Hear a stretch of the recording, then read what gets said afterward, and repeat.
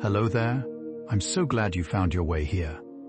Tonight, beneath the quiet weight of the evening sky, you have arrived in a place made just for you, a soft harbor where time slows down, where the hours grow gentle, and where every breath becomes a little softer than the one before. Let your shoulders fall away from your ears. Let your hands rest where they wish to rest. Let the day, with all of its busy footprints, begin to drift behind you like a slow tide, returning to a quiet shore. There is nothing left to do now. Nothing to solve.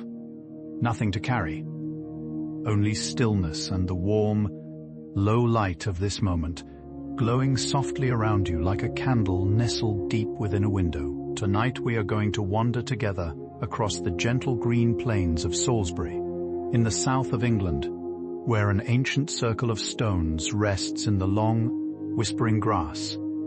Stonehenge. A quiet monument older than memory, older than written words, older than the great cities of the world. We will move slowly around its stones, listening for the soft hush of wind, the murmur of clouds passing overhead, and the long, dreamy stories these stones have held for nearly 5,000 years. If you find yourself enjoying this slow journey, you are warmly invited to leave a gentle like and to subscribe to Science for Bedtime so that more soft and soothing stories may find their way to you on quiet evenings such as this one. It is a small kindness that helps this little corner of the world stay calm and glowing.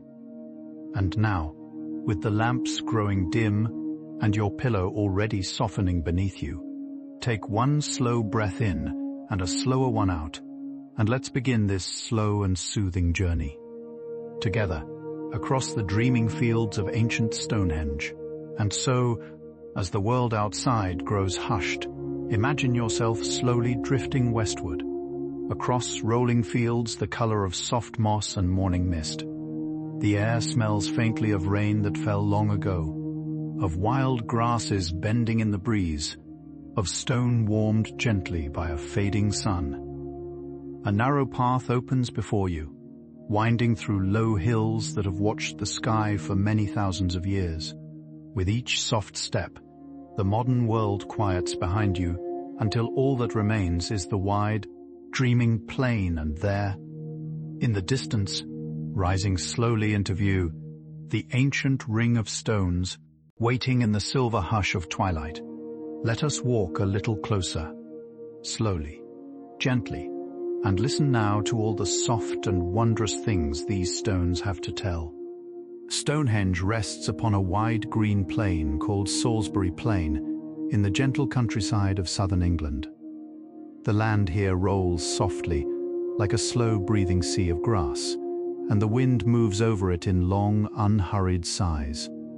For thousands of years this plain has been quiet, kept company only by skylarks, by drifting clouds, by the occasional hair slipping between tufts of green. The stones rise from the earth as though the land itself had dreamed them into being, lifted them slowly up out of its sleeping body. Around them, the horizon stretches in every direction, soft and unbroken, the sky bending down like an enormous bowl of pale blue silk. It is a place that feels older than language, older than worry, older than time as we know it. Even the air seems to slow as it passes over the stones, hushed by the long, patient memory of the plain. The great ring of Stonehenge was built in slow, gentle stages over many hundreds of years, beginning around 5,000 years ago. The hands that shaped it belong to a people we know mostly through whispers, through the faint impressions they left in the earth. They came with simple tools, with strong shoulders, with patient hearts, and they returned again and again across generations, adding stone to stone, circle to circle. Imagine the soft rhythm of their work, season after season, the sun rising and setting countless times above their labor. There was no rush, no urgency, only the long, calm devotion of building something meant to last far longer than a single life. Even now, the stones seem to hold the warmth of those many quiet days. A monument grown slowly, the way a forest grows, the way a coastline shapes itself, the way dreams unfold across the soft hours of the night. The tallest stones at Stonehenge are called sarsens, and they came from a place not very far away, a stretch of countryside known as the Marlborough Downs. These sarsens are enormous, taller than a house, heavier than anything the people of that long-ago world had ever moved before. Yet move them they did, slowly, gently, across miles of soft countryside, perhaps on wooden sledges, perhaps with the help of rolling logs, perhaps with ropes braided from plants. Imagine the slow procession across the green hills, the stones gliding forward inch by inch, the people humming together in low, steady rhythms. It must have looked, from the air, like a long sleeping creature making its way through the meadows. The work was patient. The work was kind. The work was a gift handed forward through time, from one generation's hands to the next. A soft offering left for the dreaming earth. Smaller stones at Stonehenge are known as bluestones, and they hold a wonderful secret. They were carried all the way from the Preseli Hills in faraway Wales, more than 150 miles to the west. To the people who shaped Stonehenge, this was an immense distance, a journey across rivers, across forests, across long stretches of misted hill country. Some of the bluestones may have traveled partly by water, drifting gently on rafts along quiet rivers, their reflections rippling slowly beneath them. Imagine those long voyages, the soft splash of paddles, the low songs of the travelers, the dark stones gleaming faintly in the moonlight as they moved through the sleeping countryside. Each one a traveler, each one a guest, each one carrying within it the memory of distant hills, of streams, of the deep, quiet hush of Welsh mountainsides under a wide grey sky. The bluestones earn their name from the way they shimmer when wet.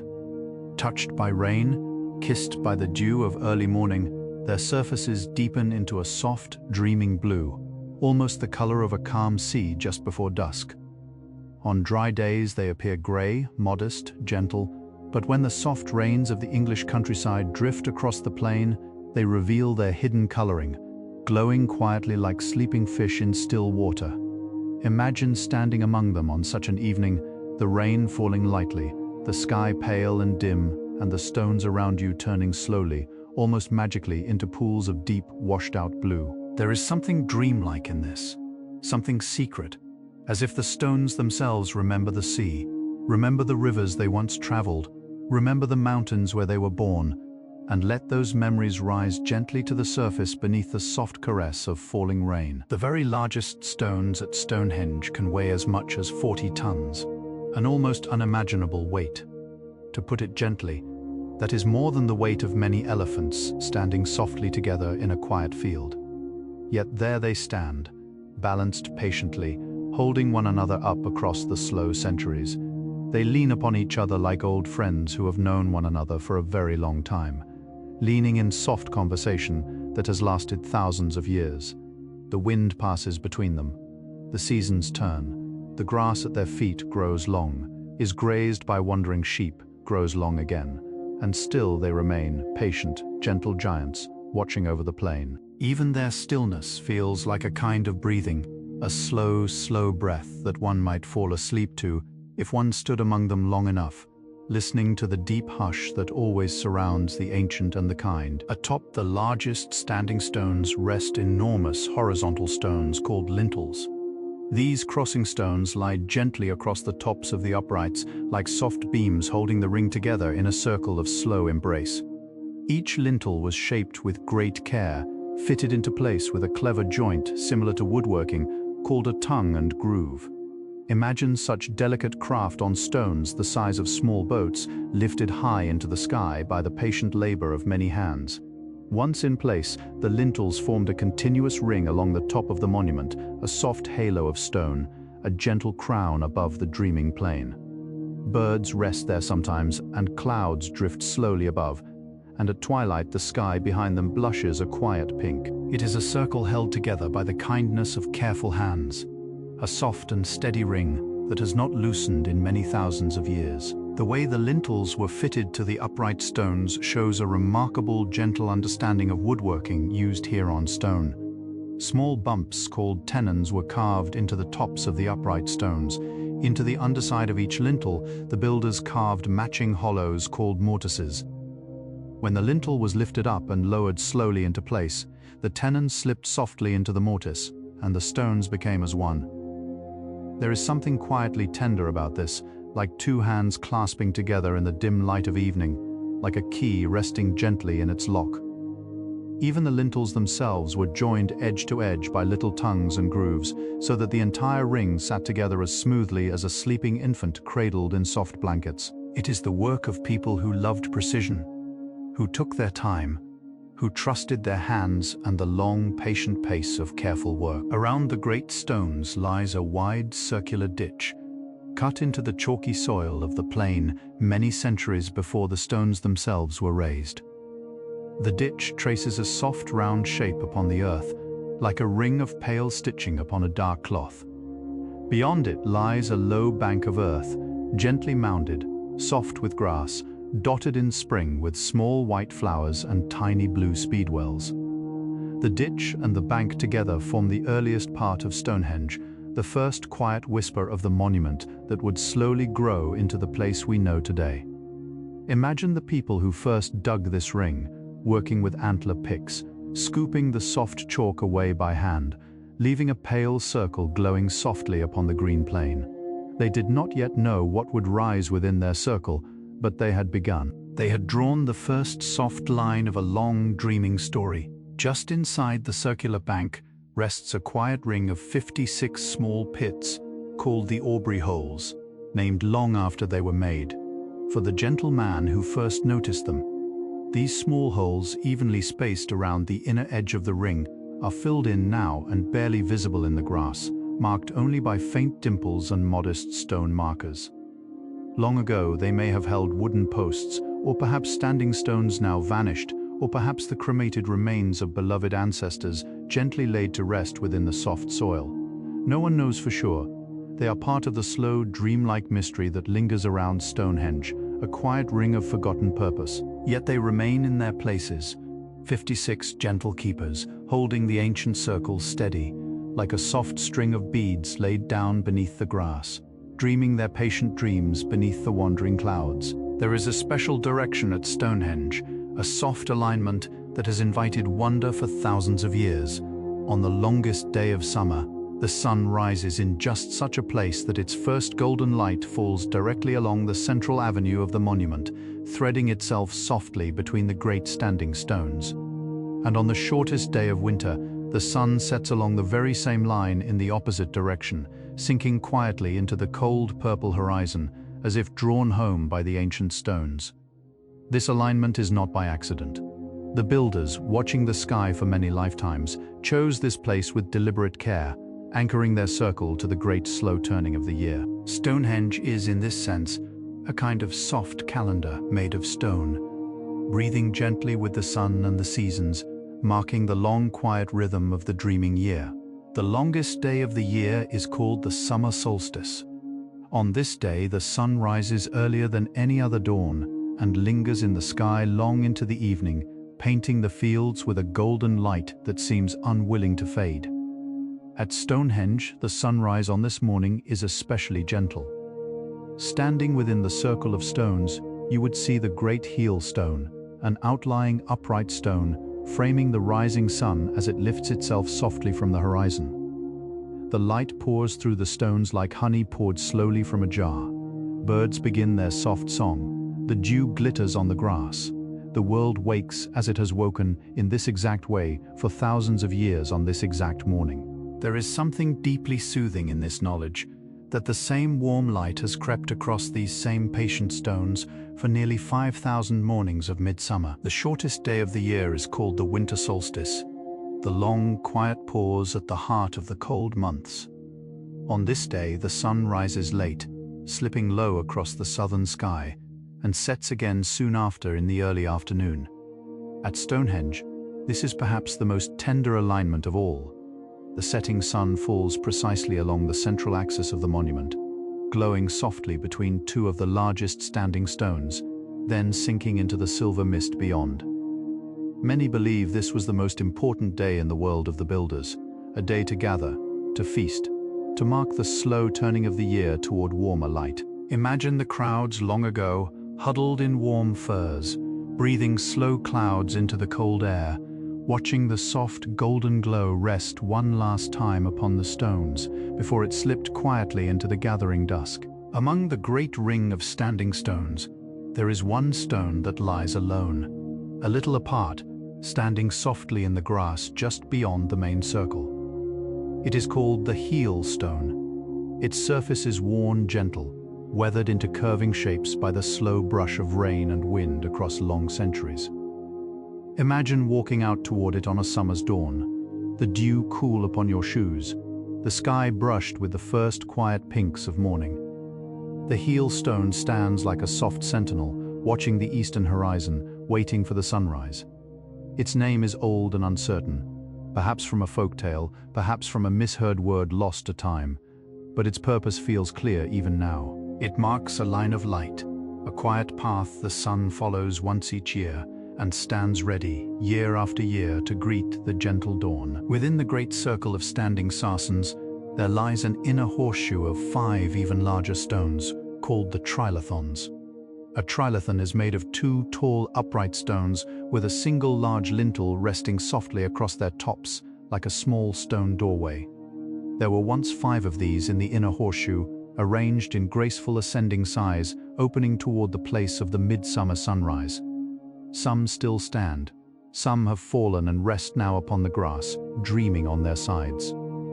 But even those that have fallen carry a quiet beauty, like sleeping animals curled gently in the long grass of the plain. The trilithons formed an inner sanctuary, a soft horseshoe of giant stone doorways, framing the sky and the rising sun. To stand among them is to feel small in the loveliest way, like a child held gently by the wide, deep arms of the world. The very tallest stone at Stonehenge once belonged to the central trilithon.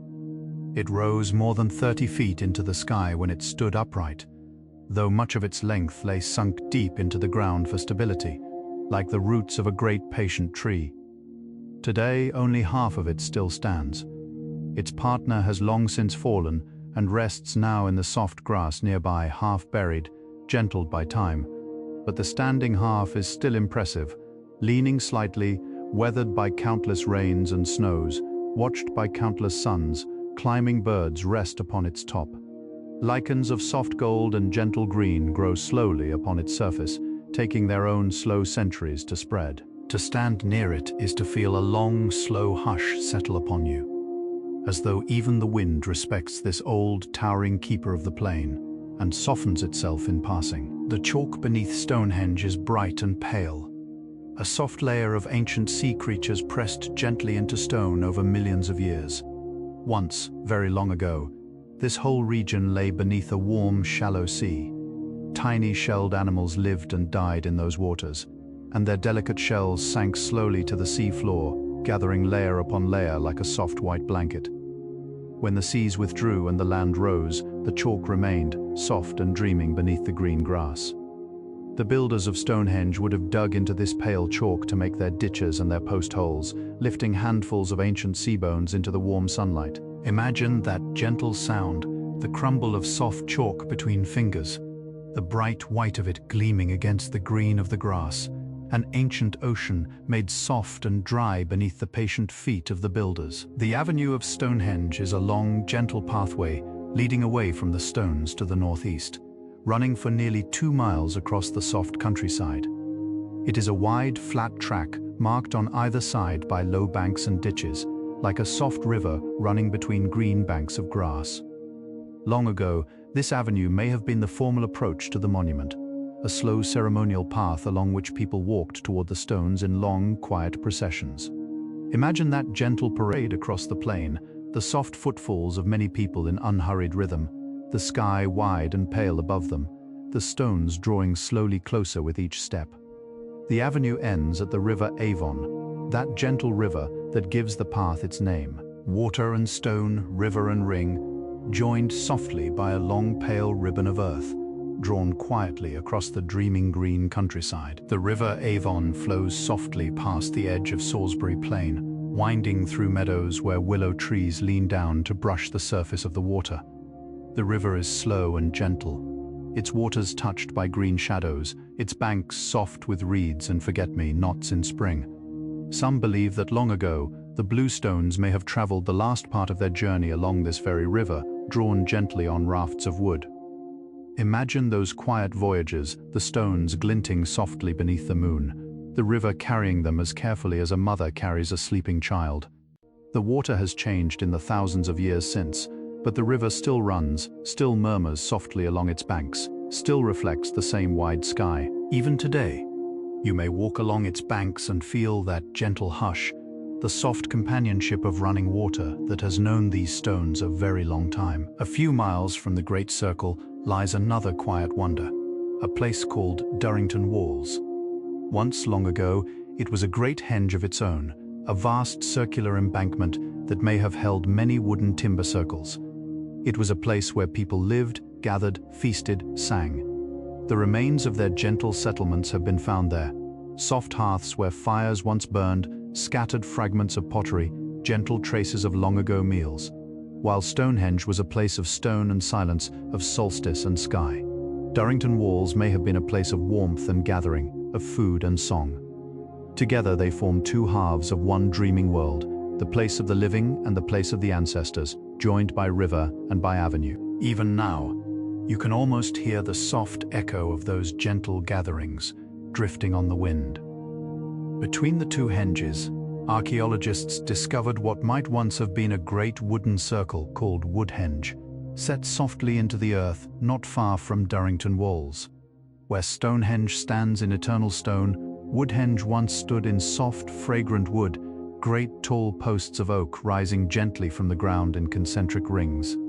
Time has taken the wood, but the round dark stains in the chalk show where the posts once stood, like soft shadow memories pressed into the earth. Some imagine that the wooden circle was a mirror image of the stone one, a softer twin, a place of warmth where the stone monument was a place of stillness. Today, gentle concrete markers stand where the posts once rose, so visitors may walk among the ghosts of the wooden circle. It is a quiet, dreaming place, soft underfoot, where the wind whispers in the grass. The builders of Stonehenge may have lived in small, gentle villages of round wooden houses, their walls woven from sticks and softened with daub, their roofs thatched with sweet, golden straw. Inside, a hearth in the center would have flickered warmly, casting soft amber light upon the faces of the family gathered around it. Imagine the gentle hush of such an evening, the soft pop of the fire, the smell of bread baking on the warm stones, the murmured voices of children settling into sleep upon beds of soft furs and dry rushes. Their world was small, but it was warm. Their dreams were quiet, lit by firelight and starlight. And just over the hills, the great stones rose silently into the sky above, sharing the same soft moonlight that fell upon the thatched roofs of their gentle homes.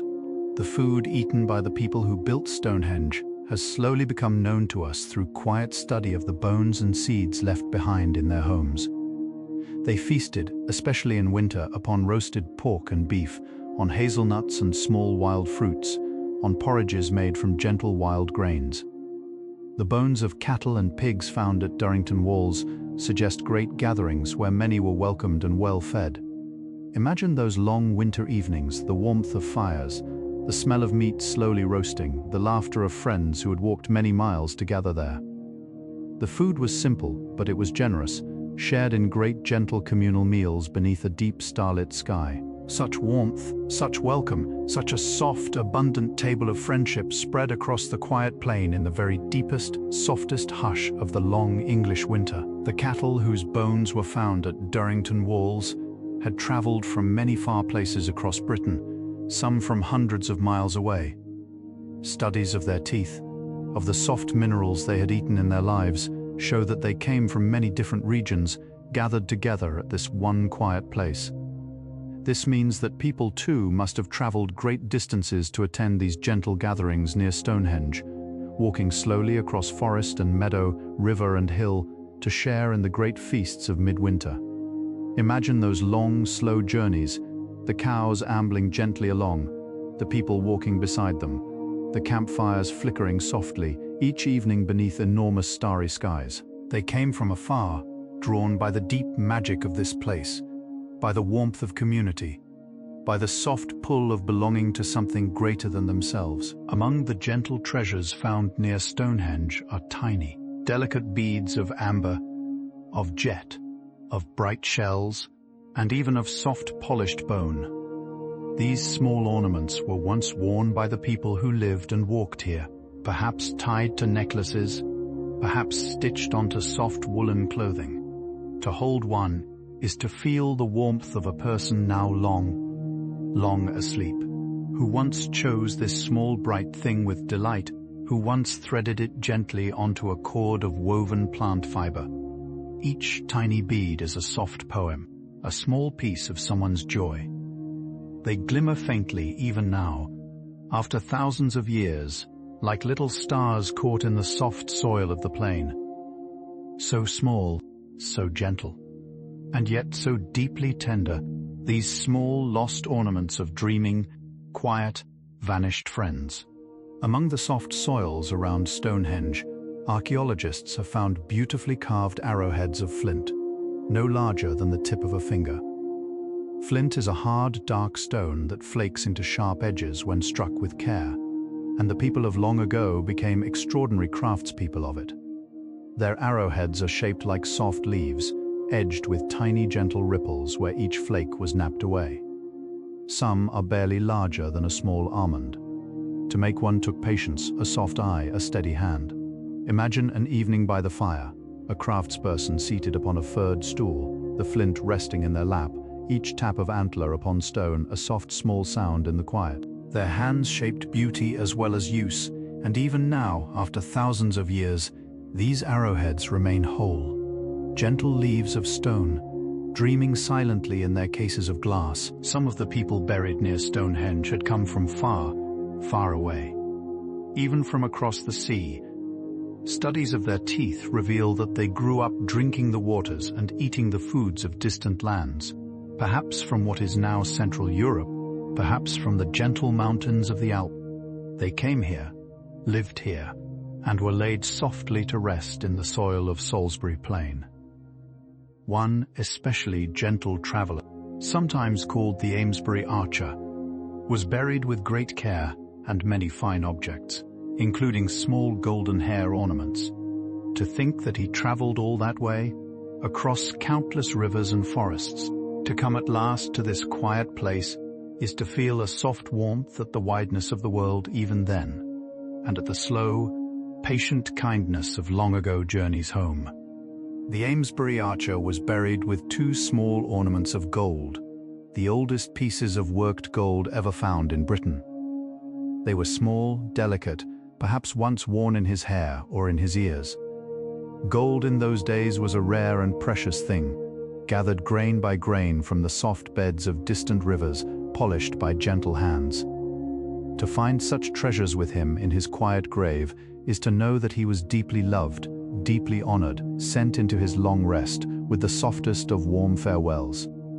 Imagine those two small bright shapes glinting faintly in the earth, golden as autumn leaves, watching over his sleep across thousands of long patient years. Even today, in their case of glass, they shine softly, gently, as if still humming with the kindness with which they were placed beside him long ago. The very oldest part of Stonehenge is not the stones at all, but a soft round ditch dug nearly 5,000 years ago.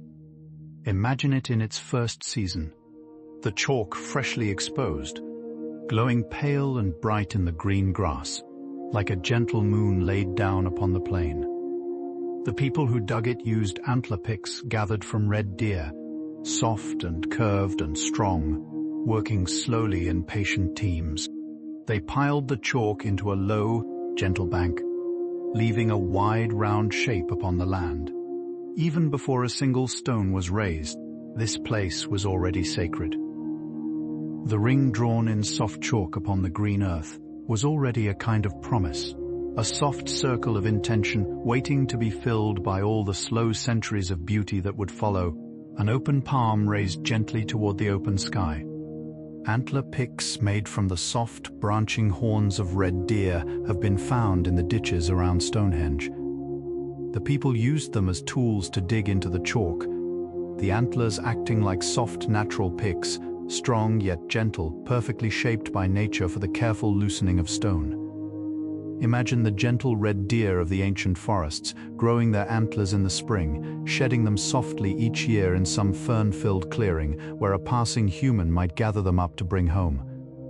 The deer never knew that their lovely antlers would become the tools of a great and gentle monument. They simply walked the forests, drank from cool streams, slept beneath stars, and yet a small part of them, soft and patient, lives on within the dreaming earth around Stonehenge, helping shape the gentle ring of stones. The chalk that fills the soil beneath Stonehenge is so soft and bright that even today, if you scrape a little of it back from the grass, it gleams pale white in the sun, like a hidden moon resting just beneath the surface of the green earth. In dry summers, the chalk reveals soft pale patterns of long-buried features, the ditches, the post holes, the avenues, all faintly visible as paler shapes in the parched grass. These are called crop marks, and they appear in the gentlest of seasons, when the land has grown a little thirsty. From the air, in such times, the whole region around Stonehenge becomes a soft tapestry of pale and dark, a sleeping pattern dreaming quietly in the warm summer light, slowly revealing the soft shapes of stories long, long ago.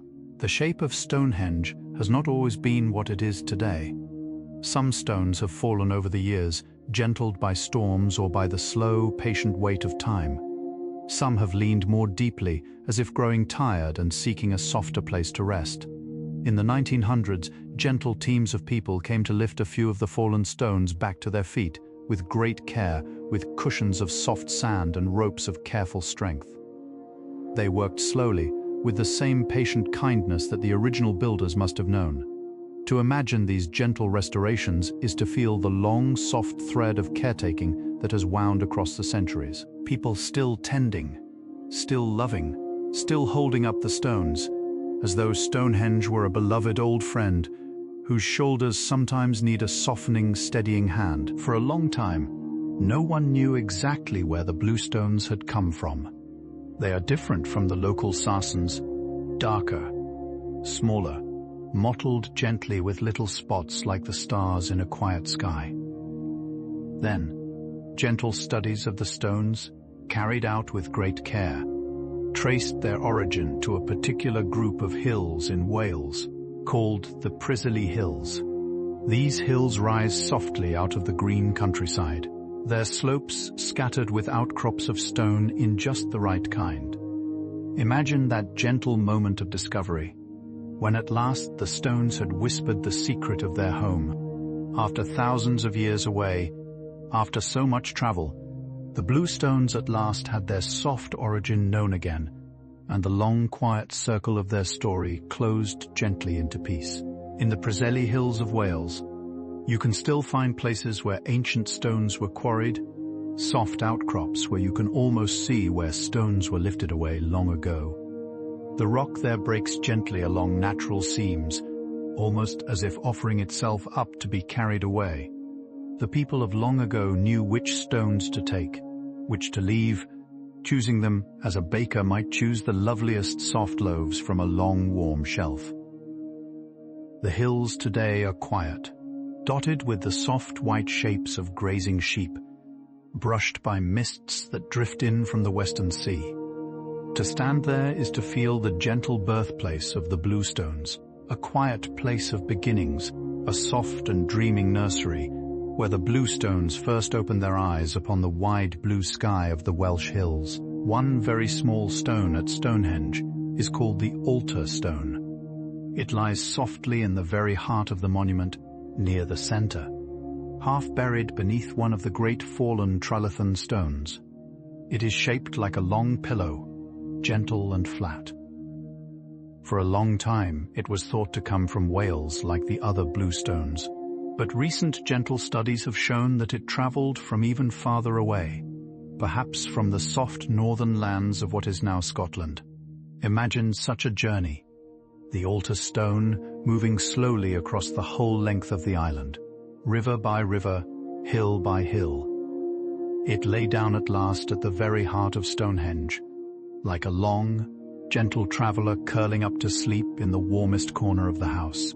There it has rested, quietly, for thousands of soft and dreaming years. When stones at Stonehenge are tapped gently with another stone, some of them make a soft musical sound, a low ringing tone like a bell heard far off in the mist.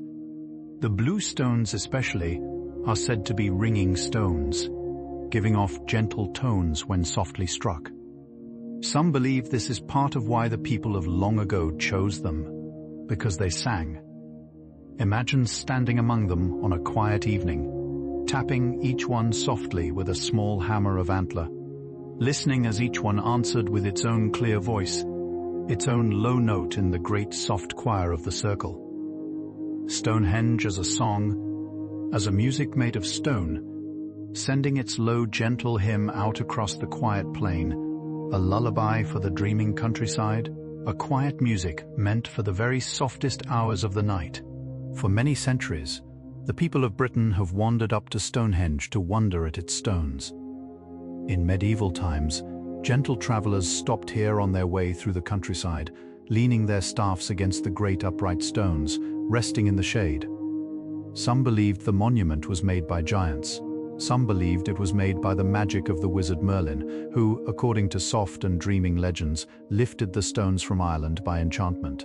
These stories are not the truth of who built Stonehenge, but they are part of its long, soft story, the way it has been loved and imagined by so many gentle travelers across the slow years. The stones gather not only history but story, not only fact but dream, layered softly upon them like generations of moss upon a quiet boulder in the woods. The Roman travelers who came to Britain nearly 2,000 years ago also visited Stonehenge, and though they did not write much about it, small fragments of Roman pottery and coins have been found in the soft soil around the stones. Imagine those quiet Romans in their woolen cloaks, walking up to the great ring on a misted afternoon, marveling that even they, with all their roads and aqueducts and bright cities, had come upon something far older than themselves. They paused perhaps to leave a small offering, to sit upon a fallen stone, to gaze upward through the wooden ring of clouds. They were strangers in this land, and yet they too felt the soft pull of the circle, the same warm quiet that draws gentle travelers there today, across the centuries, across the slow, countless dreaming evenings of the world. In the soft Middle Ages, a writer named Geoffrey of Monmouth wrote a wonderful gentle tale about Stonehenge. He said the stones had once stood in Ireland, in a place called the Giant's Dance, and that the wizard Merlin had lifted them by magic across the sea, setting them down softly upon Salisbury Plain. This is not the true story, but it is a beautiful one. A gentle dream of stones flying through the sky on soft moonlit nights. Imagine the wonder of those who heard this tale by firelight, the children with wide eyes, the elders nodding gently. Even today, when you walk among the stones, you can almost feel that old story drifting around them. The soft breath of Merlin's enchantment, the dreaming whisper of a giant's dance, woven gently into the long, soft history of the place. The sky above Stonehenge is enormous, wide, almost overwhelming in its softness. There are very few tall trees nearby, no towering buildings, no city lights. The horizon stretches far in every direction, and the sky bends down low to meet it, like an enormous gentle dome of pale blue silk. On clear nights, the stars at Stonehenge are very, very many. Without the bright lights of cities to dim them, they spill across the sky like sugar scattered upon a velvet table, and the soft river of the Milky Way drifts overhead like a long curl of cloud. To stand beneath such a sky, surrounded by stones nearly 5,000 years old, is to feel very small in the gentlest, kindest way, as though the night itself is wrapping you softly in its enormous, glittering, dreaming arms. The wind across Salisbury Plain is almost always gentle. It moves in long, slow waves across the grass, bending each blade softly, then letting it spring back, then bending it again.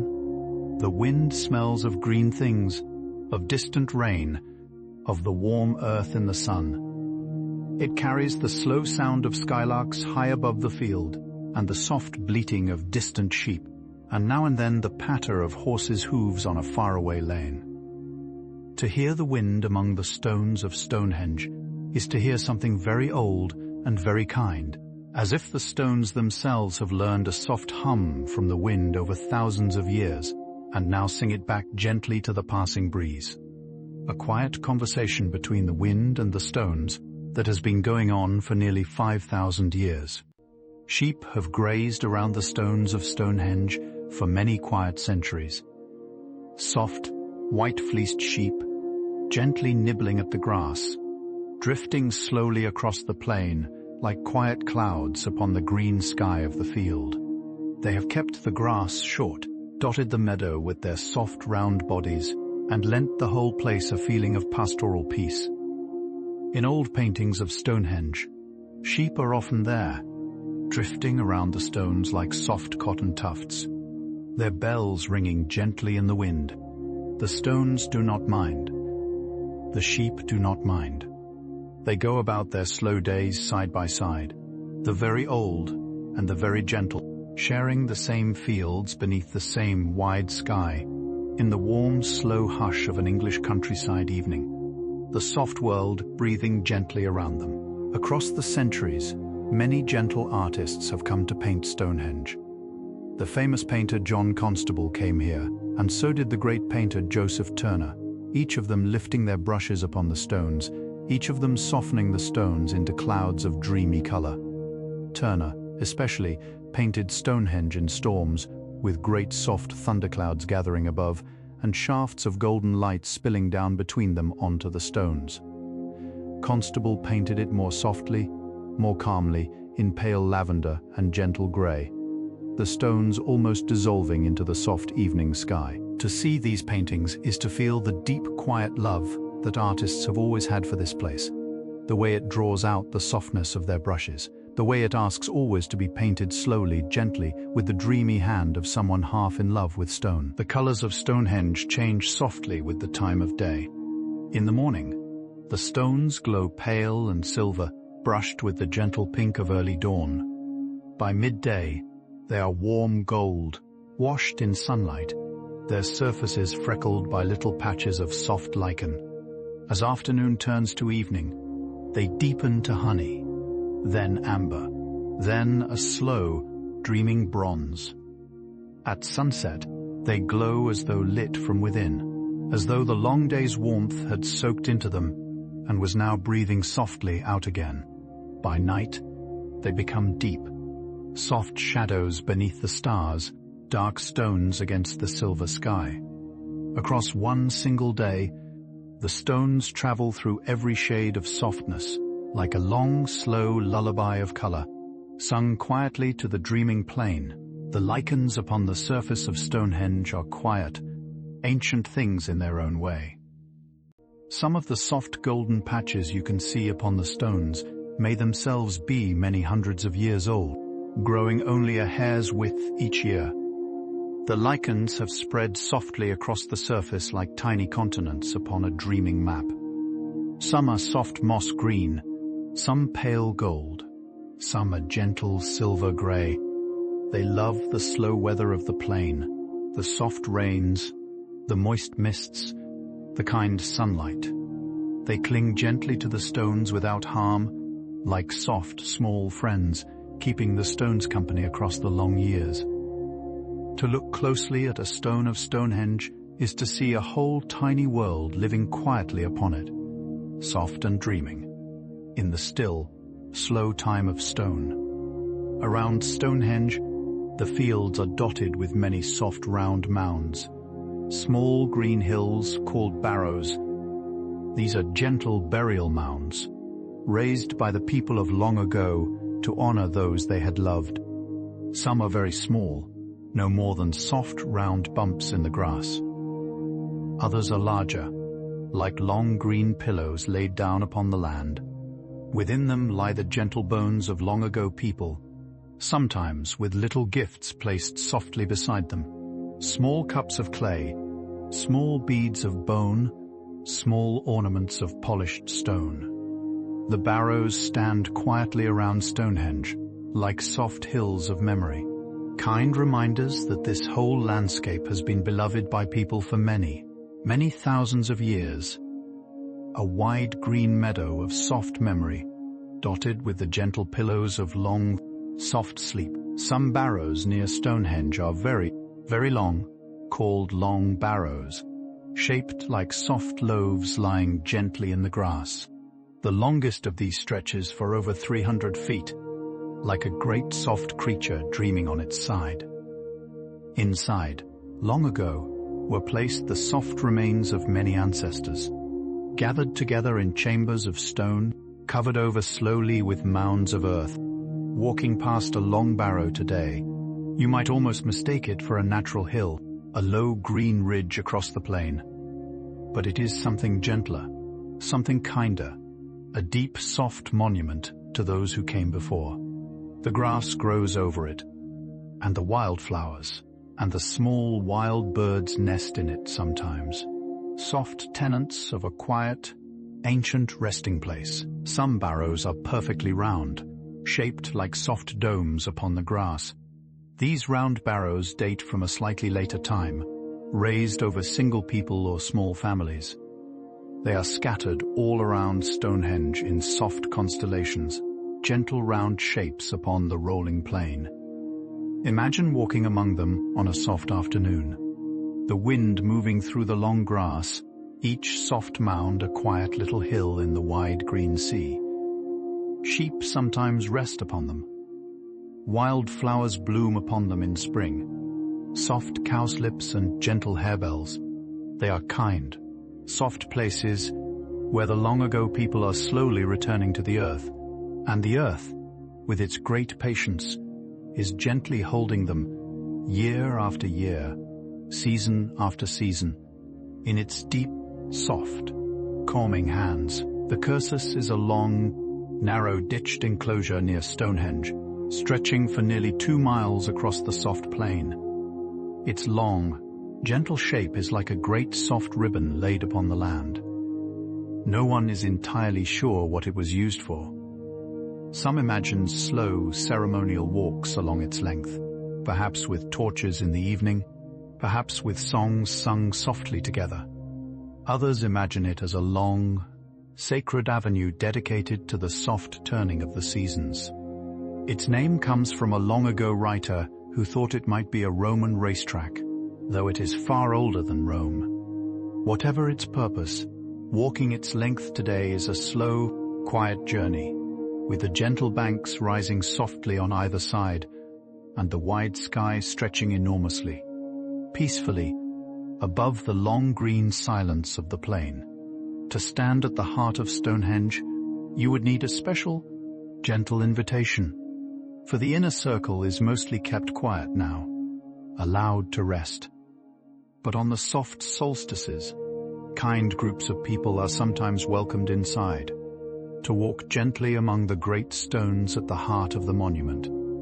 Imagine being there, your hands brushing softly against the cool, lichened skin of the stones, your breath visible in the cool air of early morning. The stones rise above you, slow and patient, the lintels resting softly across them, and around you, the wide plain hushes itself as if the whole countryside leans in to listen with you. To stand in the heart of Stonehenge is to feel very small and very welcomed all at once, like a guest at the slow, quiet, dreaming feast of the ancient world. There is a quiet stone at Stonehenge called the Slaughter Stone, though its name is much fiercer than its true nature. It lies flat upon the ground near the entrance to the Great Ring, a long pale stone resting softly in the grass. Long ago, gentle folklore gave it its dramatic name, imagining that rituals once took place upon it. But in truth, the stone was once standing upright, like the others, and only fell with the slow passing of time. The red color sometimes seen on its surface is not from anything fierce, but from the gentle minerals of iron within it, gently reacting with the soft rains. Rain falls, the stone blushes faintly, and then dries again to its quiet pale grey. It is a soft, sleeping stone with a name far more dramatic than the gentle, dreamy creature it truly is. Near Stonehenge in the quiet meadows, you may sometimes see soft chalk paths winding through the grass, worn by countless gentle feet over many centuries. These paths shine pale and bright against the green, like ribbons of soft light laid down across the fields. They lead from village to village, from barrow to henge, from river to ring. Walking them today is to follow in the footsteps of countless ancestors, slow travelers who walked these same gentle paths long before there were maps. The chalk feels soft beneath the shoe, slightly powdery, slightly cool. The grass on either side sways quietly in the breeze. The sky stretches wide and pale above. To walk the chalk paths near Stonehenge is to slow into the gentle rhythm of a very old kind of walking, the kind that has no hurry, no destination, only soft, kind passage. The whole landscape around Stonehenge is now gently protected, kept softly free of buildings and busy roads, so the wide skies and quiet plains can continue much as they have always been. Walking through this gentle landscape, you may pass not a single house for miles, only soft fields, drifting sheep, the occasional curl of distant smoke from a faraway cottage. The world here feels older, kinder, slower. The plain breathes its slow, patient breath. The wind hums its old, quiet song. Even the modern visitors find themselves slowing down, lowering their voices, walking more gently, as if the land itself was softly asking them to. It is a kind of magic, this gentle stillness, this soft sleep of the countryside, held tenderly across thousands of years by the great quiet hush of the dreaming stones. There is a gentle visitor centre near Stonehenge, set back a respectful distance from the stones, where visitors can stop softly before walking onward. Inside, there are quiet rooms with soft displays, telling the long, dreamy story of the monument. There are small examples of the antler picks, the tiny bright beads, the soft fragments of pottery gently arranged in cases of glass. There is a small reconstruction of a Neolithic round house with a soft thatched roof and a small dim hearth. Children may peek inside and imagine themselves as gentle ancient children, curling up upon soft furs to sleep. The visitor center is a soft welcoming place, the warm beginning of a slow journey out across the plain. From it, a gentle pathway leads onward, drawing the visitors slowly toward the dreaming stones. A soft little train sometimes carries visitors along the path from the visitor center toward Stonehenge, gliding quietly over the meadows.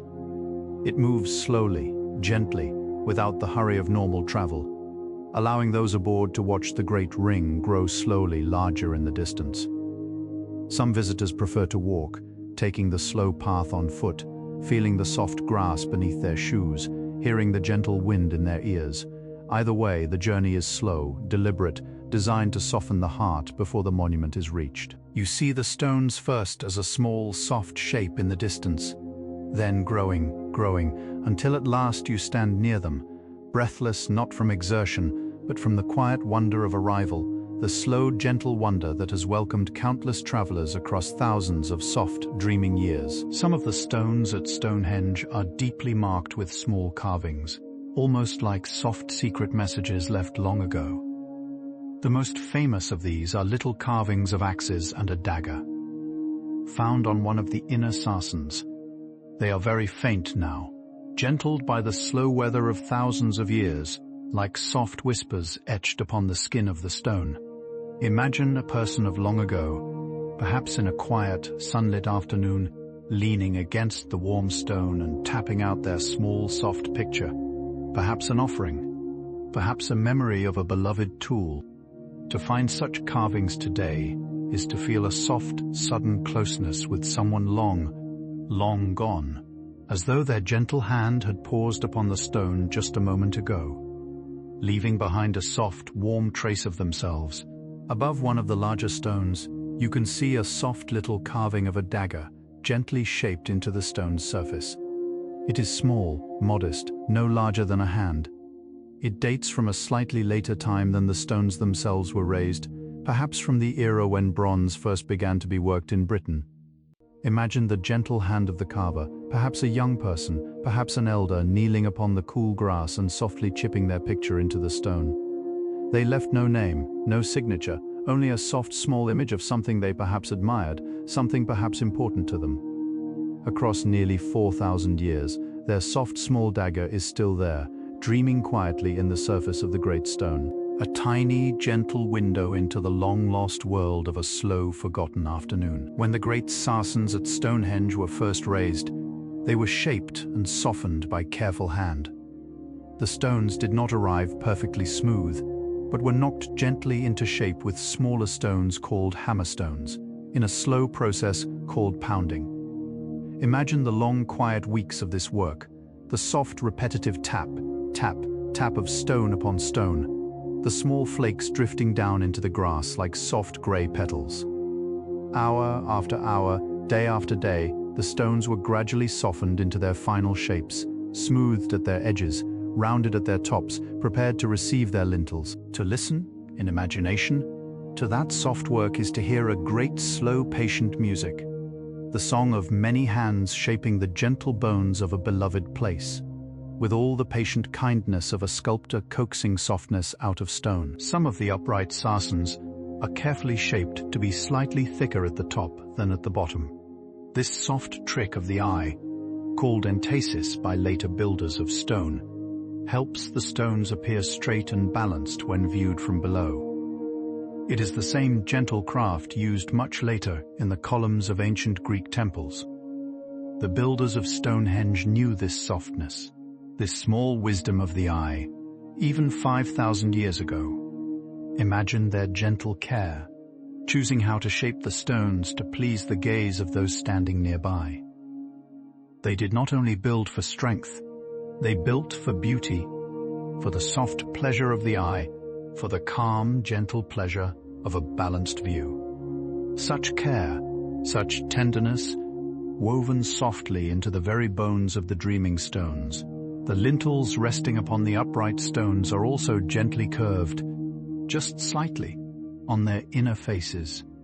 This soft curve allows them to fit perfectly along the round line of the outer circle, without leaving sharp little corners between them. From above, the great ring of lintels forms a near-perfect circle of stone, kind and unbroken. To see this from the air is to see a soft circle of pale stone laid down upon the green plain, like a ring tossed by a giant into the long grass and left there. The curve of the lintels is a small, gentle thing, but it shows the deep love of the builders for soft, round wholeness, for the kindness of an unbroken line, for the dreaming softness of a perfect, patient circle. Surrounding Stonehenge for many miles is a soft green landscape called the Stonehenge World Heritage Site, gently protected so that the deep quiet of the place may continue. Within this wide, soft area lie not only Stonehenge itself, but dozens of barrows, henges, cursuses, and other ancient gentle monuments, all dreaming quietly together.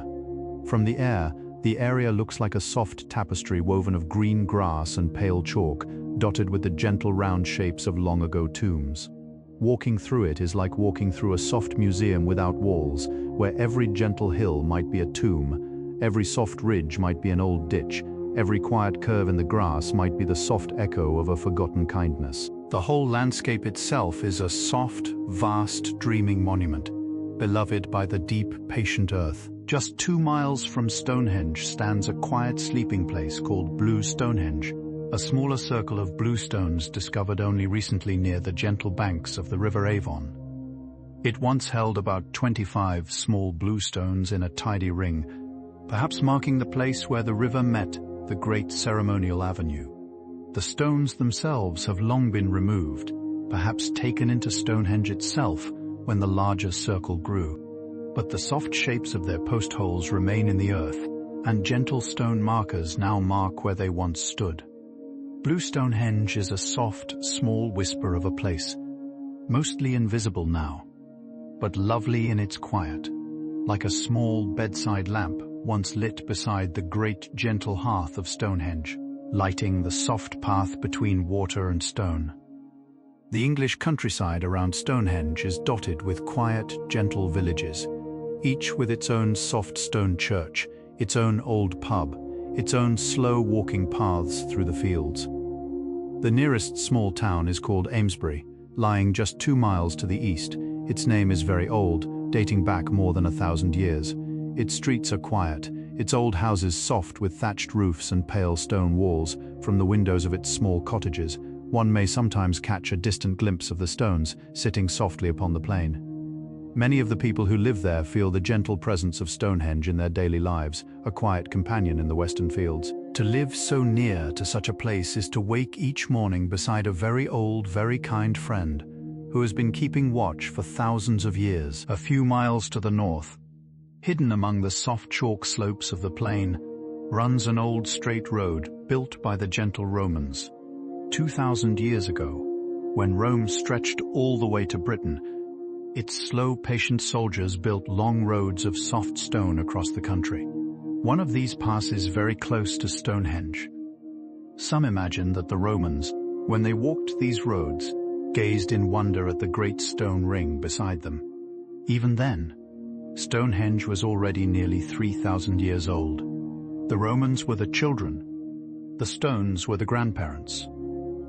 Today the old Roman road is mostly gone, gentled into footpaths and lanes, but here and there a soft, straight ridge in the grass still shows where it once ran, like a gentle scar of memory dreaming beneath the green. In summer, the fields around Stonehenge fill with wild flowers in soft profusion. There are white moon daisies turning their gentle faces to the sky, golden buttercups glowing low in the grass, soft purple knapweed nodding in the wind. There are wild scabious, harebells of palest blue, gentle yellow rattle whose seeds whisper in their pods.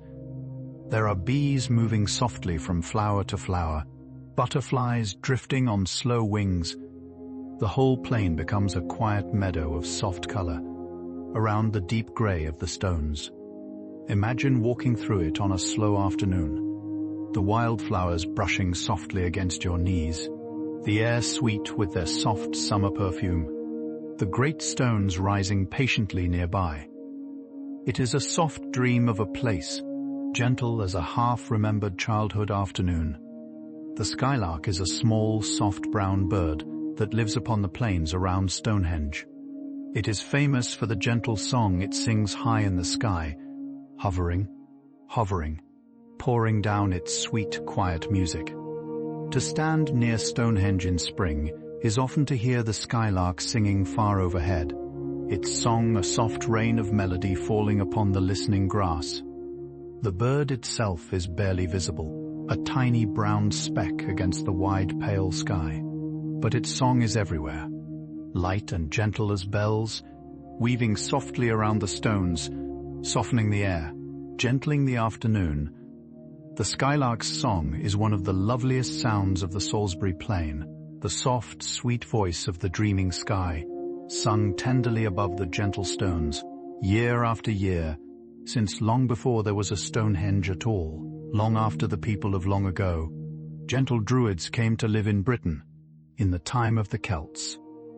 The Druids were a soft order of priests and poets and wise teachers who loved the trees and the rivers and the stars. They did not build Stonehenge, for the monument was already very old by their time, more than 2,000 years older than the Druids themselves. But they may have visited it, leaned softly against its stones, watched the sun rise over its quiet shapes. Today, gentle modern Druids still come to Stonehenge on the solstices, dressed in soft white robes, holding small staffs of carved wood, chanting gentle hymns to the dawn. Their soft presence keeps a long thread alive, a soft, kind devotion to the sun, to the stones, to the gentle dreaming spirit of the plain. The summer solstice gathering at Stonehenge today is a soft, peaceful affair. Each year, on the shortest night, many thousands of gentle visitors come to the stones to wait through the deep, cool hours of the night for the rising of the sun. They sit upon blankets in the grass, share soft, warm drinks, speak in low, quiet voices. Some sing softly. Some play soft drums.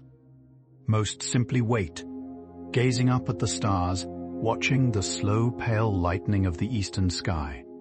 And when at last the sun lifts itself softly above the heel stone, a great gentle hush moves through the crowd. A slow, warm cheer, a wash of soft joy. It is a moment shared with thousands of strangers, yet feels deeply private, deeply quiet, deeply tender. A soft, warm welcome to the gentle longest day. The winter solstice gathering is smaller, softer, quieter, but to many, it is the most beautiful of all. On this gentle morning, the visitors are fewer, and the cold air bites softly at the cheeks. People come bundled in woolen scarves and warm coats, their breath rising in slow, pale clouds. They watch the late winter dawn paint the stones with soft pink and gold light. Watch the sun rise low across the southern horizon. Watch the long, quiet shadows stretch across the frosted grass. There is a deep, gentle peace in this gathering. A slow, soft welcoming of the slow returning of the light. It feels older somehow, more tender, as if it touches the very heart of why Stonehenge was raised at all, the long, deep love of light returning gently through the quiet winter dark. The grass around Stonehenge is grazed soft and short by the gentle sheep that wander through the protected fields. This keeps the meadow open, soft underfoot, dotted with small wildflowers. The sheep are friendly, slow-moving, and they pay no mind to the great stones nearby. To them, the stones are just part of the landscape, soft, tall companions in their grazing field. Sometimes a sheep will pause beside one of the great fallen stones and lean against it. Soft white wool against grey stone, dreaming together for a quiet moment. There is something deeply soothing about this gentle coexistence. The old stones and the soft new sheep, both equally at home upon the wide green plain, both equally bathed in the same kind, soft light of the gentle English afternoon. When the night falls upon Stonehenge, it is one of the darkest places in all of southern England. The plain is open, far from city lights, and the sky above the stones becomes a deep, dreaming velvet, scattered with countless soft stars. The Milky Way curls overhead like a great soft river. The constellations slowly wheel above, the same patterns the builders of Stonehenge would have known and watched 5,000 years ago. There is something wonderful in this. The thought that the very same stars that brushed across the sky above their long-ago heads now brush softly above your own. The stones do not change. The stars do not change. Only we, beneath them, change. One soft generation passing the dreaming sky to the next, like a candle gently handed from one quiet hand to another. The full moon rising above Stonehenge is one of the loveliest soft sights in all the world. The great pale orb climbs slowly above the horizon, its soft light brushing the stones into silver shapes. The plain around them turns to soft pale blue, the long grass becoming a sea of moonlit silver. The stones seem to glow gently, as if remembering all the moons they have seen, all the soft, pale nights they have known. To stand among them on such a night is to feel deeply held by something very old and very kind. The moon and the stones, two ancient, gentle friends, greeting each other softly across the wide, quiet plain, as they have done every full moon for thousands and thousands of soft, dreaming, slow, peaceful, kind, gentle nights. Sometimes a soft mist rolls in across Salisbury Plain, particularly in the cool mornings of autumn. The stones then float dreamily within it, half revealed, half hidden, like soft grey ships drifting upon a sea of cloud. The tops of the stones emerge into the pale sun above the mist, while their bases vanish into the soft white below. To walk among them in such weather is to walk inside a soft dream, the world muffled to a gentle whisper, the stones appearing and disappearing as the mist shifts. The grass is jeweled with dew, the spiderwebs are strung with tiny soft pearls. The world is hushed almost to silence. Then slowly, the morning sun warms the mist, lifts it gently, and the stones emerge again into clear pale gold, their dreamy mist bath softly ended. The very oldest things at Stonehenge are not the stones, but the gentle post holes of very, very long ago, beneath the modern car park, deep in the old chalk. Archaeologists once found the holes of great wooden posts, raised perhaps 10,000 years ago, in the soft time after the last ice age. These long-ago posts, made of pine trees, stood in a quiet little row, perhaps as part of some early gathering place. The trees themselves are long gone, dissolved softly back into the earth, but the soft, dark stains where their bases rotted remain in the chalk. Long before Stonehenge, in this same gentle place, soft people raised soft wooden posts to mark something now forgotten. The land has been beloved for far longer than the stones themselves have stood. The whole story of Stonehenge stretches across many soft layers of time. There was the time of the first wooden posts, the time of the first ditch, the time of the first bluestones, the time of the great sarsens, the time of the rearrangements, the time of the carvings. Each gentle generation added something soft, some small new gift, some small loving change. Stonehenge was not made all at once. It grew slowly, lovingly, across more than 1,500 years, the way a coral reef grows, the way an ancient oak grows, the way a quiet friendship grows. It is a soft, patient gift handed forward across the centuries, a great gentle accumulation of human kindness, layer upon layer, dream upon dream, sleeping softly together in the slow heart of the dreaming plain. The peoples who built Stonehenge across its long story were not all one people. They were many, gentle and various, drifting in across the long centuries, bringing their own soft ideas, their own slow practices, their own gentle gifts. Some came from the soft south, some from the misted west, some perhaps from across the cool sea. Each gentle group added something to the monument, polished a little more of its slow becoming. It is, in this sense, a kind of soft conversation across generations, a gentle gathering of many voices, each whispering its small soft word into the stones. To stand among them is to listen to this long quiet chorus, this dreamy soft conversation of many gentle peoples, woven together at last into the quiet dreaming piece of stone. The blue color of the bluestones is partly because they contain small soft flecks of feldspar and other minerals, which gleam faintly when the stones are wet. Up close, you can see these tiny pale spots scattered through the dark stone, like soft little stars in a piece of midnight sky. Run your fingertips gently across a bluestone, and you can almost feel the small bumpy texture of these gentle flecks, the soft, scattered jewelry of the stone. In rain, the flecks brighten, gleam, almost twinkle. The bluestones are, in this sense, little pieces of starry sky brought down from the Welsh hills, set softly into the great ring upon the plain. Whenever the rains fall, the stones soften, and their tiny stars come out again, very quiet, very small, very dreaming in the pale grey afternoon. Some of the gentle wooden poles raised long ago at Stonehenge would have been made of pine, oak, and ash, all from the soft forests that once grew nearby. In those ancient days, much of Britain was forested in soft, wandering woodlands, full of deer, of foxes, of small soft birds, of wild bees in old hollow trees.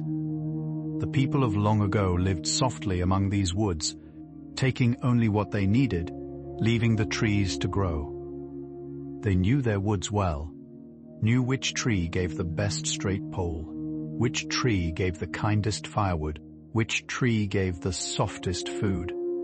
The forests have largely gone now, gentled away over the long centuries, but the soft memory of them lives on in every old wooden post hole, every small charred fragment, every dreaming corner of the gentle plain. The mistletoe that grows in old apple orchards near Stonehenge is part of an even older softness. Long, long ago, mistletoe was sacred to the gentle druids, who gathered it carefully from old oak trees with sickles of soft gold. It hung in their homes during the dark months, bringing soft luck, soft warmth, soft promise of spring. Today, mistletoe still grows in the soft orchards of the English countryside, a slow green plant with small white berries, clinging gently to apple trees and old oaks. To see it in winter is to see a soft round nest of green high in the bare branches, glowing faintly with quiet life, a gentle thread of soft ancient devotion, still living, still dreaming, in the slow patient orchards near the stones. In every season, Stonehenge wears a different soft dress. In spring, the grass around it grows fresh and green, and the wildflowers bloom in soft drifts. In summer, the air is warm and lazy, the stones gilded gold by the long afternoons. In autumn, the soft mists drift in from the hills, and the grasses turn to gentle gold and copper. In winter, frost rests upon the tops of the stones, and sometimes a soft scattering of snow lies upon their crowns, like a gentle white cloak. Each season is lovely. Each season is kind. The stones do not seem to mind any of them, and welcome each in turn with the same soft, patient stillness, the same slow, steady breath, the same quiet, dreamy stillness in the heart of the gentle, dreaming plain.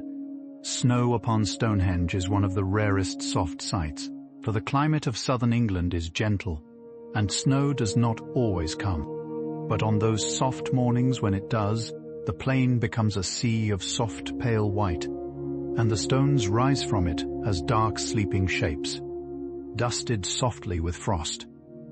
The lintels become snow-capped, the uprights wear soft white shoulders. Footprints in the snow lead softly between the stones, the only marks upon the wide, pale plain. To stand there on such a morning is to feel the deep quiet of the world at its most hushed, the soft inward breath of winter held gently in place. Even the wind seems to soften, as if hushed by the soft white blanket laid down across the dreaming plain. In spring, baby lambs are born among the sheep that graze around Stonehenge. Tiny, soft, white, on wobbly little legs, they bound joyfully through the green grass, their small bleating voices mingling softly with the song of the skylark. They tumble about the great stones, nibble curiously at the wildflowers, fall asleep softly in piles in the warm sunshine. There is no sweeter sight upon the plain than baby lambs sleeping in the long grass beside the great patient stones. The newest, softest life of the world, dreaming side by side with the oldest, gentlest stones.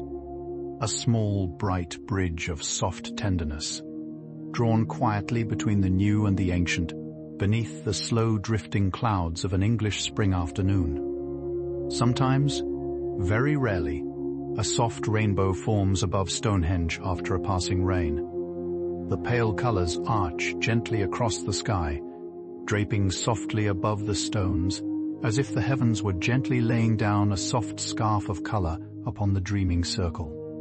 To see such a sight is to feel a wash of quiet joy, a soft, small wonder. The rainbow does not last long, perhaps only minutes, but its memory stays long, like a soft, sweet song you cannot forget. The stones do not change beneath it, do not stir, but seem somehow softer, somehow more deeply at peace, as if even they enjoy the gentle blessing of a passing rainbow, the soft, brief kiss of colour falling kindly upon their patient grey crowns. Old shepherds across the soft years have spent many long quiet evenings near Stonehenge. They sat with their flocks upon the open plain, their small fires flickering in the dusk, their dogs sleeping at their feet. The stones nearby would have stood as soft companions through the long quiet nights. Imagine those gentle shepherds, wrapped in warm woolen cloaks, watching the stars wheel slowly above the stones, listening to the soft bleat of their sheep, perhaps singing low songs to themselves, slow lullabies passed down across generations. The stones were silent listeners to these soft shepherd songs, gathering them gently into the long quiet memory of the plain. Even now, when the wind moves softly through the grass, you can almost hear, very faintly, the soft old lullabies of long-ago shepherds drifting on its breath. Beneath Stonehenge, the soft chalk extends very deep into the earth, sometimes hundreds of feet down.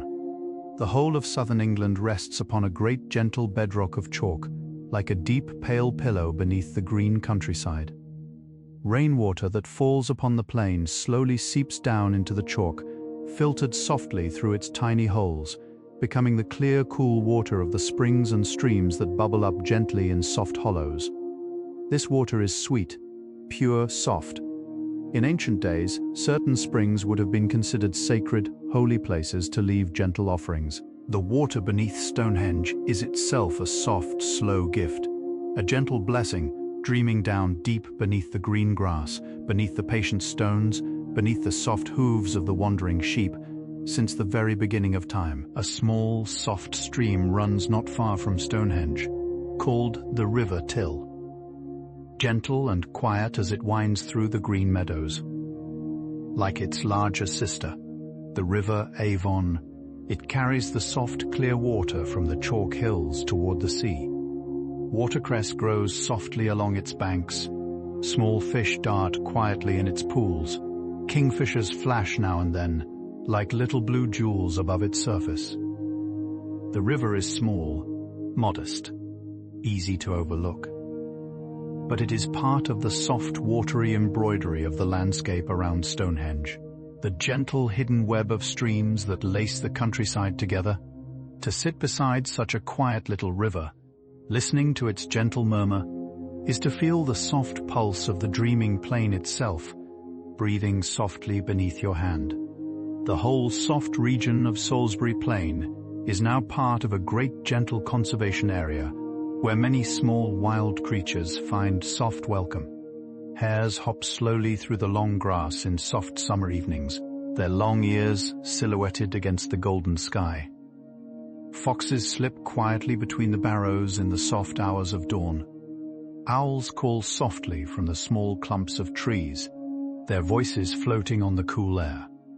Buzzards drift in lazy circles high above the stones, their wings spread wide upon the warm rising air. The whole landscape around Stonehenge is a soft sanctuary, a quiet home for many gentle wild things, all living their slow, soft lives beneath the great open sky. Beside the dreaming stones, in the kind cradle of the gentle countryside, the wild hares of Salisbury Plain are especially lovely. Much larger than rabbits, with long soft ears and long thoughtful legs. They graze gently in the meadows around Stonehenge, often pausing to sit upright on their haunches, their soft brown bodies still and listening. In early spring, they dance together in soft mating leaps, hopping and skipping in the long grass like joyful dreamers. To see a hare near Stonehenge, sitting upright in the morning light, ears tall against the pale sky, is to see a small, gentle priest of the plain, keeping its slow watch beside the stones. The hares are wild and shy, but they have grown accustomed to the soft, slow visitors. They go about their gentle lives in the quiet meadow, soft companions to the dreaming circle beneath the great soft sky around Stonehenge. The air smells faintly of many gentle things, of wild grasses warming in the sun, of distant rain, of wildflowers nodding in the wind, of the deep, slow breath of the open earth itself. In summer, the air smells of warm hay, of buttery wildflowers, of cool stone and dust. In autumn, of damp leaves, of mushrooms, of the soft, sweet decay of falling things. In winter, of frost, of cold, clean wind, of the faint smoke of distant fires. To breathe the air around Stonehenge is to breathe a soft, slow medicine, an ancient, gentle perfume drawn from the wide, patient earth. Each breath is a small, soft gift, a quiet welcome from the dreaming plain to the gentle traveler standing softly among its stones. If you visit Stonehenge in the very soft hour before sunrise, you may notice that the world becomes especially quiet, a held breath of stillness in the wide, gentle plain. The stars are fading. The eastern sky is turning slowly from black to deep blue to pale silver. The grass is soft with dew, glittering faintly in the pre-dawn light. The stones rise from the silver mist like sleeping giants, very still, very patient, very kind. The birds have not yet begun their morning songs. Even the wind seems to pause. Then slowly, a small soft pink touches the eastern horizon, the first whisper of the rising sun. Stonehenge waits. The world waits. The whole soft plain breathes gently in, ready to be touched again by the slow returning of the light. When the sun at last rises over Stonehenge, the soft warmth of it spills slowly across the plain, washing the dewy grass with soft gold, warming the cool stones with slow, tender light. The shadows of the great stones stretch long and dreamy across the meadow. Soft, dark fingers of shadow reaching westward across the grass. The birds begin to sing. The dew begins to lift in soft mist. The day, gently begins. To witness sunrise at Stonehenge is to witness a moment older than memory, slow and tender and unhurried, a quiet welcome that the stones have been giving to the dawn for nearly 5,000 years. A soft, eternal greeting, repeated each gentle morning, faithful as breath itself. In the gentle middle of the day, when the sun climbs high above Stonehenge, the stones cast small, soft shadows close at their feet. The grass around them is warm. The sky is wide and pale. Butterflies drift slowly through the long grass. Soft white moths flutter low across the meadow. Bees hum gently between the wildflowers. The plain becomes a soft, lazy paradise of light and warmth. Visitors who walk among the stones in such a moment often slow their steps, their voices, even their breathing, as if hushed by the gentle peace of the place. The stones themselves seem to drowse in the warm sun, their old grey faces gentled into soft, warm gold. A slow, soft afternoon, drifting gently over the dreaming plain. As the afternoon softens into evening, the sky above Stonehenge fills slowly with the soft colors of sunset. The pale blue of midday gives way to soft peach, to gentle apricot, to deep rose. The stones glow tenderly in this soft light, their grey faces warmed into soft pinks and golds. Long, slow shadows stretch east across the grass. The birds begin to settle softly into the small clumps of trees nearby. The wind drops. The world hushes itself into a deep, gentle calm. To watch sunset at Stonehenge is to watch one of the oldest soft beauties of the world, gentle and slow as it has always been. The same soft colors spilling slowly over the same soft stones, since the gentle dawning of the very first day they ever stood here together. When the sky deepens at last into deep dreaming blue, the first stars come out softly above Stonehenge. They appear one by one, like small candles being lit slowly in the great wide ceiling of the night. The stones below are soft, dark shapes against the deep blue sky. The plain is hushed. The air cools. Somewhere far off, an owl calls softly. A single bat flutters silently between the great upright stones, soft as a small shadow against the gentle violet sky. The night, with all its tender, slow stillness, settles softly upon the plain. Stonehenge by night is one of the deepest, gentlest, dreamiest places upon the earth, a great soft sleeping place beneath the slow-turning stars. Breathing softly, along with the dreaming world, the very oldest things at Stonehenge are perhaps not even made by hand at all. The chalk itself is older. The sky is older. The slow breath of the wind across the plain is older. The stones themselves were formed millions of years ago, deep in the warm, hidden body of the earth. The sarsens are made of a soft sandstone, formed when ancient seas dried and the soft sands turned slowly to stone over countless soft millions of years. The bluestones are even older, born of long-ago volcanic fires. Stonehenge is therefore a gentle gathering of things even older than itself, soft pieces of the deep dreaming earth, lifted upward into a quiet ring by the kindly hands of gentle people who knew that this place was already sacred long before they ever arrived. The whole great gentle drama of Stonehenge is a soft conversation between many gentle things, between the deep earth and the wide sky, between the slow rising of the sun and the soft setting of the moon, between the hands of long-ago people and the patient kindness of stone, between the wandering wind and the soft singing grass. Each part holds the other, softly, kindly, in the slow, gentle balance of the dreaming plain. There is no hurry here. There is no sharpness, no haste. Only the long, slow, soft conversation of timeless, gentle things, going on quietly together beneath the wide, pale sky, as it has gone on, as it will go on, gently, gently, gently, for as long as the patient earth shall turn. Across thousands of soft years, the people of England have loved Stonehenge in many gentle ways. Children have come to wonder at it. Poets have come to sing of it. Painters have come to paint it. Travelers have come to dream of it. Lovers have come to walk softly around it together.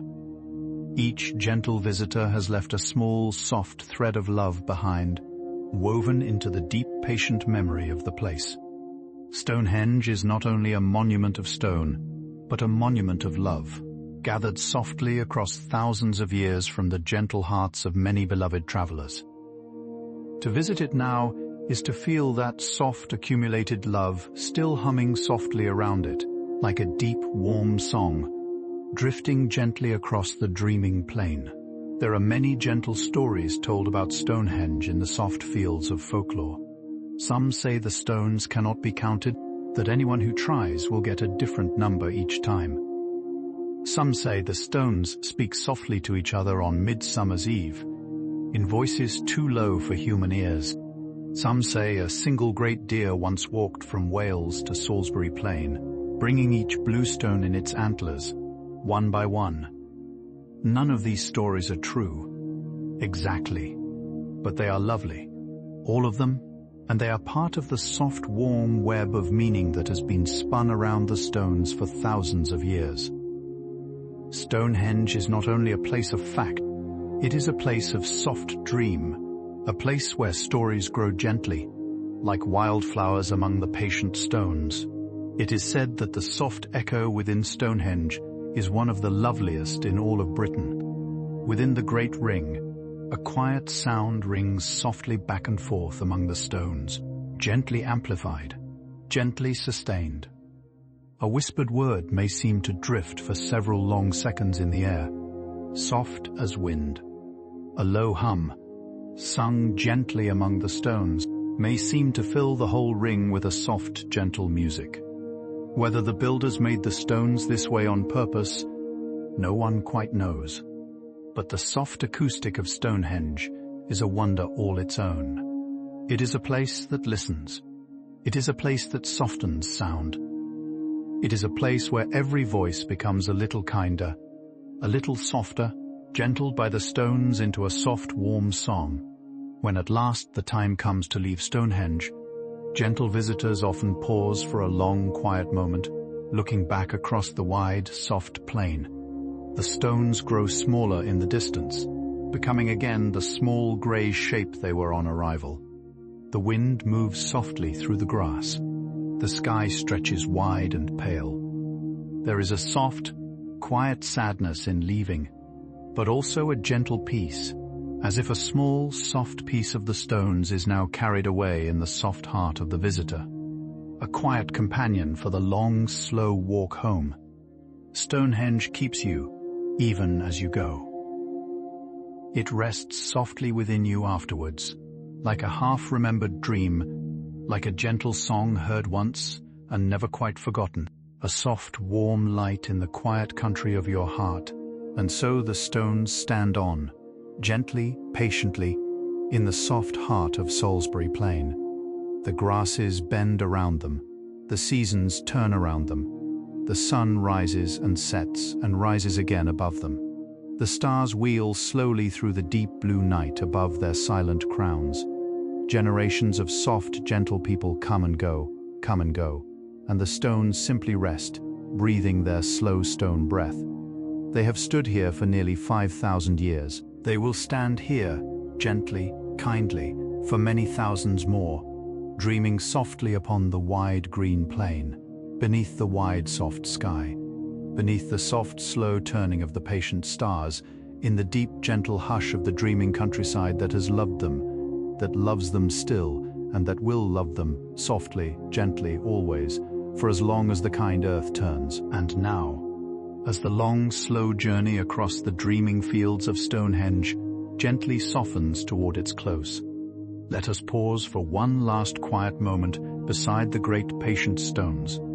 Imagine yourself there, in the soft hush of late evening, the sky deepening above into a slow, gentle blue. The plain around you stretches wide and quiet, the grass cool beneath your feet, the wind carrying the faint, sweet scent of distant rain. The stones rise softly in the dimming light, their grey faces gentled into deep, dreamy shadow. The day's bright colours have folded themselves softly away, like petals closing for the night. There is a deep, gentle wisdom held within these stones, gathered slowly across nearly 5,000 years. They have known countless dawns and countless dusks. They have welcomed countless gentle travellers, each one passing softly through their slow embrace. They have watched the seasons turn in their wide, unhurried wheel. And yet, through all of this, they remain at peace, calm, soft, patient, dreaming quietly upon the wide green plain. There is something deeply soothing in the long, slow, kind patience of stone, something that whispers gently to the heart of every soft visitor who walks beside them. The world beyond Stonehenge moves quickly. The world beyond the plain hurries softly here and there. But here, in this gentle place, time itself slows down. Here, the hours grow soft. Here, the breathing of the world is long and slow. Here, the stars come out gently above patient stones that have welcomed every starlit night for thousands of years. To bring this gentleness home with you, into your own quiet evenings, into your own soft bed, is to carry a small piece of Stonehenge with you forever. A soft, warm pebble of peace tucked gently into the soft pocket of your heart. So as the soft images of the great stones drift slowly from your mind into the gentle waters of sleep, let them go softly, like leaves drifting upon a quiet river. Let the wide, soft sky of Salisbury Plain settle over you like a gentle blanket of stars. Let the slow breathing of the dreaming stones become the slow breathing of your own quiet body. You are safe. You are warm. You are softly held by the deep, gentle hush of the dreaming countryside, by the slow, kind breath of the patient stones, by the wide, soft mercy of the gentle night. And the stones, ever kind, ever patient, ever gentle, send you softly onward into the deep, slow rivers of sleep. And so, beloved, gentle listener, our slow, soft journey across the dreaming fields of Stonehenge comes to its quiet, tender close.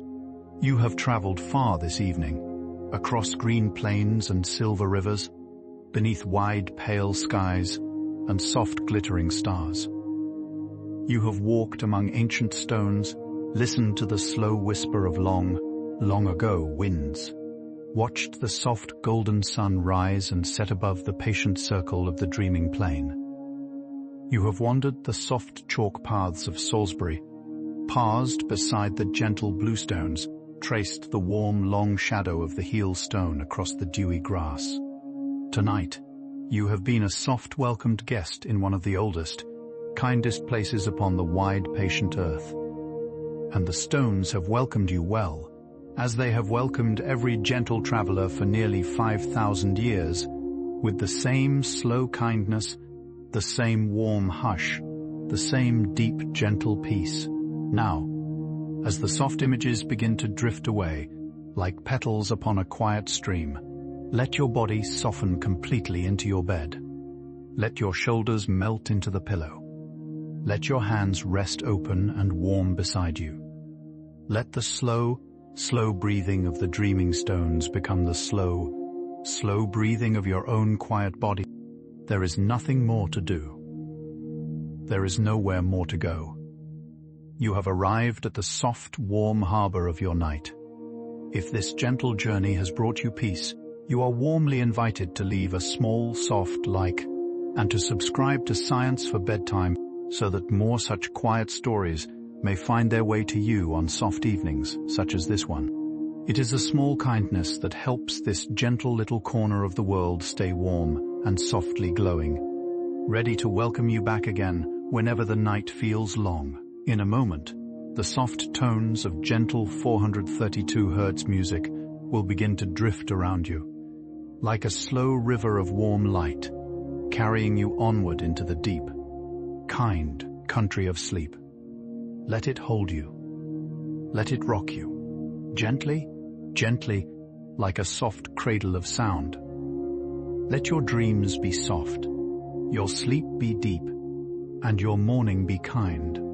From all of us at Science for Bedtime, thank you for spending this quiet evening with us. Thank you for your soft attention, for your gentle presence, for the small warm gift of letting these slow words drift softly through your evening. May the stones, the stars, the soft fields and the quiet rivers all keep watch over you through the long, slow, peaceful hours of the night ahead. Sleep softly now. Dear listener, sleep deeply. Sleep well. Good night and sleep deeply.